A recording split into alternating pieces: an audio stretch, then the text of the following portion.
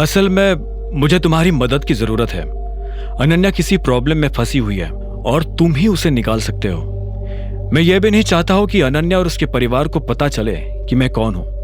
तो मैं उन्हें कह दूंगा कि मैंने अपनी मैनेजर की पोजीशन अकरम को मनाने के लिए कॉम्प्रोमाइज किया है और साथ ही उनसे कहा है कि वो चाहे तो कुछ वक्त तक मुझे कम सैलरी भी दे सकते हैं। क्या बात है, बहुत बढ़िया।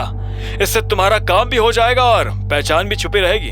हाँ, अच्छा, और एक चीज, अभी कुछ दिनों में एक ऑक्शन होने वाला है। अलैना भी वहां आने वाली है। उससे मिलने का इससे बढ़िया मौका तुम्हें नहीं मिलेगा। अकरम से बात करने के बाद अभिनव सो चुका था। अगली सुबह कब आई उसे पता ही नहीं चला। जब वो नौकरों के कमरे से बाहर निकल कर आया तो उसकी नजर सीधी अनन्या से मिली। अनन्या, नाश्ता रेडी है। इतने में शर्मिला की आवाज आई। अनन्या की नजर अभिनव से मिली, लेकिन वो उसे बिना कोई इशारा दिए वहां से निकल गई। अभिनव अपनी जगह पर खड़ा का खड़ा रह गया था। तभी उसे एक भारी सी आवाज सुनाई दी। तुम्हें क्या अलग से निमंत्रण देना पड़ेगा? यह आवाज और किसी की नहीं बल्कि हरदेव पाल सिंह की थी। वो नाश्ता करने के लिए पहले ही टेबल पर आकर बैठ गए थे। अभिनव हिचकते हुए उनकी तरफ बढ़ा और बोला, गुड मॉर्निंग। आजकल तुम्हें मॉर्निंग्स कुछ ज्यादा ही गुड नहीं लगने लगी है? इससे पहले इतने अच्छे बिस्तर पर सोए नहीं क्या? शर्मिला ने ब्रेड पर मक्खन लगाते हुए कहा। हरदेव ने अभिनव को बैठने का इशारा किया और अभिनव अनन्या के बगल वाली कुर्सी खींचकर उस पर बैठ गया। नाश्ते के लिए थैंक यू, अभिनव ने दिल से कहा। अनन्या, कल रात अभिनव कहाँ सोया था? इतने में हरदेव ने अनन्या की तरफ देखते हुए पूछा। अनन्या इस सवाल को सुनकर सकपका गई, लेकिन उसने अपना सिर नीचे रखा और कंधे उचकाते हुए बोली, मुझे नहीं पता। हरदेव ने आगे कहा, अनन्या, जो 2 कंपनीज तुम्हारे अंडर चल रही है उन्हें मैं सनी को दे रहा हूं। तुम अब आगे सिर्फ वही कंपनी संभालोगी जो तुम्हें विरासत में मिली थी, उसके अलावा कुछ नहीं। इतना कहकर हरदेव पाल सिंह ने पानी पिया, अपनी जगह से उठे और निकल गए। अनन्या की आंखें आंसुओं से भर आई थी। शर्मिला को भी गुस्सा आया और उसने उबलते हुए कहा, नहीं, वो इस तरह से मेरी बेटी से सब कुछ नहीं छीन सकते। वो मेरी बेटी के साथ इस जैसे आदमी से शादी कराने की जबरदस्ती नहीं कर सकते। मेरी बच्ची, बेचारी मेरी बच्ची का क्या होगा? इस फक्कड़ के साथ रहकर वो क्या खाएगी, कैसे रहेगी? अभिनव जानता था कि शर्मिला बहुत बड़ा चढ़ाकर बोल रही है।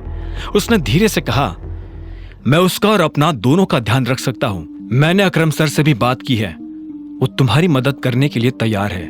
बदले में उन्होंने मुझसे कहा कि मुझे मैनेजर की पोस्ट छोड़नी पड़ेगी। झूठ मत बोलो अभिनव, शर्मिला ने तुरंत कहा। एक सेकंड शर्मिला, अभिनव, तुम्हारा मतलब है कि तुम्हें अकरम की कंपनी में नौकरी मिल गई थी? राजीव के सवाल के जवाब में अभिनव ने हाँ में सिर हिला दिया। शर्मिला ने कहा, मैं मान ही नहीं सकती। उधर अनन्या अभी भी रोए जा रही थी। उसने अपने आंसू पोंछे और धीरे से शर्मिला को बोली, अभिनव के पापा अकरम सर के ड्राइवर थे। हालांकि अनन्या को यह कहते हुए भी डाउट था कि अभिनव उसकी मदद कर पाता या नहीं। इस खबर को सुनकर राजू और शर्मिला हैरान हो गए और एक साथ बोले, अकरम इस लड़के को जानते हैं? अकरम इस लड़के को जानते हैं? अनन्या ने हाँ में सिर हिला दिया। वो दोनों खुले मुंह के साथ अभिनव को देख रहे थे। उसने अभिनव से कोई बात नहीं की और अपनी गाड़ी लेकर निकल गई। इधर अभिनव को भी देर हो रही थी, उसे रियूनियन के लिए जाना था। जैसे ही अभिनव होटल के दरवाजे पर पहुंचा तो उसने देखा कि हरीश कामिनी नाम के एक लड़के के साथ बाहर आ रहा था। कामिनी कॉलेज में उन लड़कियों की लीडर हुआ करती थी जो अभिनव और उसके जैसे बाकी लोगों को बुली करते थे। जैसे उसकी नजर अभिनव से मिली तो उसने कहा, ओह, देखो तो कौन आया है, अभिनव। हेलो, अभिनव ने कहा। कामिनी ऊपर से नीचे तक उसके सूट को देख रही थी। इतने में हरीश ने कहा, बहुत बढ़िया सूट पहना हुआ है। मुझे तो लगा था कि तुम आओगे ही नहीं, क्योंकि डिलीवरी वालों का टाइम फिक्स नहीं होता ना, उन्हें कभी भी डिलीवरी के लिए बुला लेते हैं। क्या ये डिलीवरी बॉय है?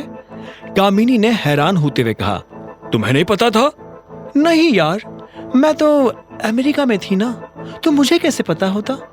तो अभिनव, तुम क्या यहाँ अपना काम डिच करके आए हो? नहीं, मैं अब डिलीवरी बॉय नहीं हूँ, मैं एक ऑफिस में जॉब करता हूँ। ये सुनते ही हरीश जोर जोर से हंसने लगा और बोला, अरे हाँ, इसने तो अनन्या सिंह को फंसाकर उससे शादी की है ना, अब अपनी बीवी के ऑफिस में काम कर रहा होगा। ये कहते ही कामिनी और हरीश जोर जोर से हंसने लगे। अभिनव को उन दोनों की शक्ल देख गुस्सा आ रहा था। उधर जब अभिनव को गुस्सा आ रहा था तब इधर वही हट्टा कट्टा सा आदमी हाथ में सिगार लिए अपने सेक्रेटरी के पास खड़ा था। उस आदमी ने पूछा, टाइगर दिखता कैसा है, कुछ पता चला? हम वही पता करने की कोशिश कर रहे हैं सर। मुझे 1 हफ्ते में उसकी सारी डिटेल्स चाहिए।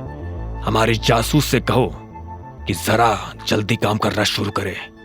इतना कहकर उस आदमी ने सिगार का कश लिया और खिड़की से बाहर धुआं उड़ा दिया।